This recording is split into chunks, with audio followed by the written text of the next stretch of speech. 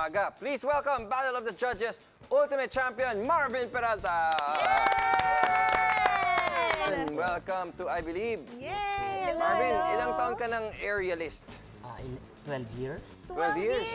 Wow! Bukod sa silk, may iba ka pa bang ginagamit? Marami pa po akong ginagamit. Cubes, aerial hoop, pole dancing, gymnastic, more dance. Wow. Wow! Dami palang disciplines, no? Turo naman ako. Oo nga, nag-ready na si Ready na. Sonia. Outfit niya, ready na siya. Good luck, Sonia. Oh my gosh. Okay. Yes, pase. Pasok? Yes, yan. Back, hawak. Yes, stay lang. Lang ka, hawak. Stay. Yes. Ooh.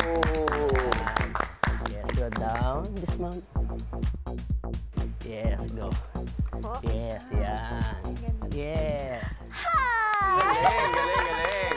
Oh my God! Wow, good job, Sonia. Thank you, Marvin. Ang isang aerialist ay gumagamit ng fabrics, ropes, steel hoops para labanan ang gravity. Gumagawa sila ng iba't ibang tricks habang nakasabit para mapabilib ang mga nanonood. Ang mga aerialist ay gumagamit ng konsepto na kung tawagin ng mga physicist ay conservation of angular momentum. Bukod sa training para masanay ang mga muscles sa pagkapit, isa sa dahilan ay ang friction.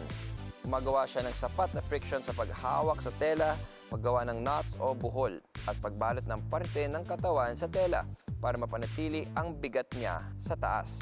Importante rin sa isang aerialist ang tamang paggamit ng center of mass ng katawan. Ito ang ginagamit sa pag-align o pagbalanse ng katawan habang gumagalaw at nagpapalit ng postura sa ere. Ang huling susi dito ay ang momentum. Ito ang nakukuhang force sa pamamagitan ng pagsunod-sunod na galaw.